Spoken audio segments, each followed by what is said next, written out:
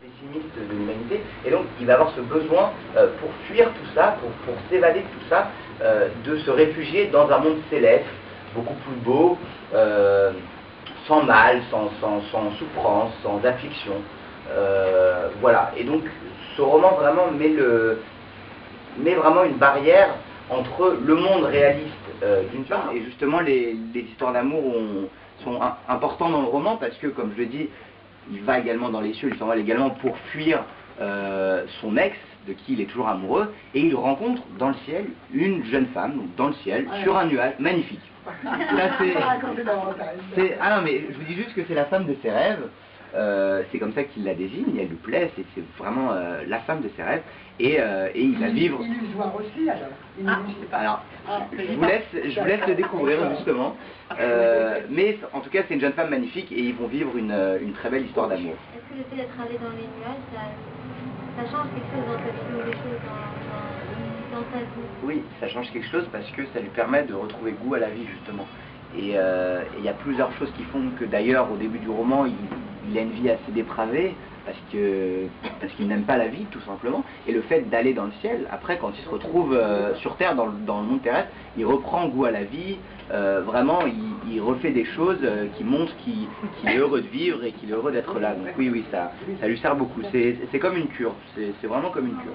C'est vrai que parfois je me dis, mais où je suis comment je dois écrire? Voilà, ça, je suis Aziz, je suis Benjamin, je suis qui, comment je dois l'écrire, etc. C'est vrai que c'est pas évident, il faut mettre une frontière entre ce qu'il écrit lui et ce que j'écris moi. Et en même temps, il ne faut pas que le lecteur, quand je reprends ce que je suis en train d'écrire, je vais lire les 2-3 dernières pages, je vais les corriger, mais je ne vais pas tout relire.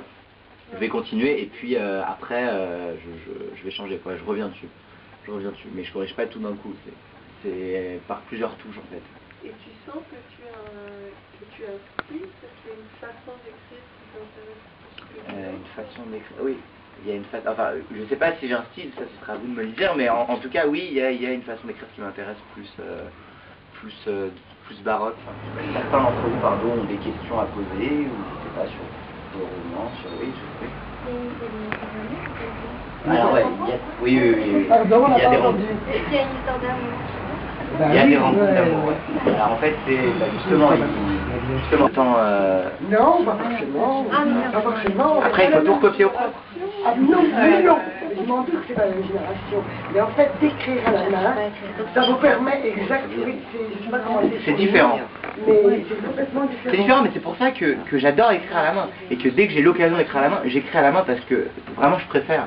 Mais c'est quand même une perte de temps. C'est-à-dire que quand vous écrivez un texte que vous voulez le corriger, bon, à la main vous êtes là à gribouiller, vous ne comprenez plus rien. Ensuite, il faut forcément le recopier à l'ordinateur pour le publier.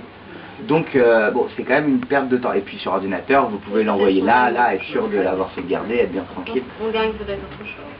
Pardon? On gagne peut-être autre chose. À écrire à la main? Oui. Non, l'ordinateur, pardon. Oui. C'est plus mystique, quoi. C'est plus mystique, et c'est vrai que ça a beaucoup plus de charme d'écrire à la main que d'écrire à la main. C'est une autre manière de voir les choses, et je suis d'accord, mais c'est pour ça que dès que je peux écrire à la main, j'écris à la main. Et je vous le dis très franchement, j'écris plus sur ordinateur qu'à la main. Et vous aimeriez aussi travailler, écrire aussi un peu en Israël, de temps en temps? C'est-à-dire écrire sur Israël? En Israël et sur Israël. Bah, en Israël, ce roman, je l'ai écrit en Israël déjà. Je l'ai écrit en Israël. C'est vrai. L'idée m'est venue ici et je l'ai écrit ici. Mais oui, je vais écrire sur Israël. Là, le roman que je suis en train d'écrire, c'est encore une fois sur la France, mais c'est sûr. Déjà, je vais écrire sur mon année de Mechina que j'ai fait, une année de Mechina à l'université de Tel Aviv avec mademoiselle qui est là d'ailleurs. Je vais écrire sur ça, et je vais en plus écrire sur Israël. C'est un pays que j'adore, et je vais écrire dessus. Et là, j'ai pas encore commencé. J'avais commencé un petit machin, mais je vais le retravailler. Je vais écrire sur Israël. Pas pour l'instant, mais je vais le faire. Quand on a besoin de s'évader Oui, vers Israël. c'est ça. C'est qui les écrivains On n'entend pas vos questions. Ah bon, d'accord. Ok. C'est qui mes écrivains préférés? Quels sont vos écrivains préférés? Quels sont mes écrivains préférés? J'aime bien Balzac, j'aime bien Céline, j'aime bien Beckett. Vraiment, ça dépend. Très honnêtement, ça dépend. Je lis un roman, je préfère. Vraiment, ça dépend, ça varie. Tous les 6 mois, ça change. Quel genre de roman? J'adore les classiques. Déjà parce que les classiques pour moi il n'y a jamais de surprise quand on ouvre quand on ouvre un Balzac. Je suis d'accord, on peut trouver ça un peu lourd avec trop de descriptions, etc. Mais ce sera toujours bien écrit et toujours intéressant. Il n'y a pas de surprise quoi. Je vais demander peut-être que tu vas refuser lire une ou deux phrases du roman juste pour qu'on se rende compte du style. Bah, non, mais très honnêtement, ça me met mal à l'aise parce que On ne peut pas se rendre compte avec d'une, on va se rendre compte, et de deux, Je ne peux pas savoir quelle phrase et choisir. puis voilà, exactement, je vais rester 3 heures à regarder comme ça. Après, je vais m'en vouloir parce que j'ai choisi la mauvaise, etc. Donc, très honnêtement, la prochaine fois, si vous voulez, pour mon prochain roman, je choisirai et il n'y aura aucun souci. Mais là, comme ça. Déjà, Quand c'est pas préparé, Et qui est le narrateur dans le livre?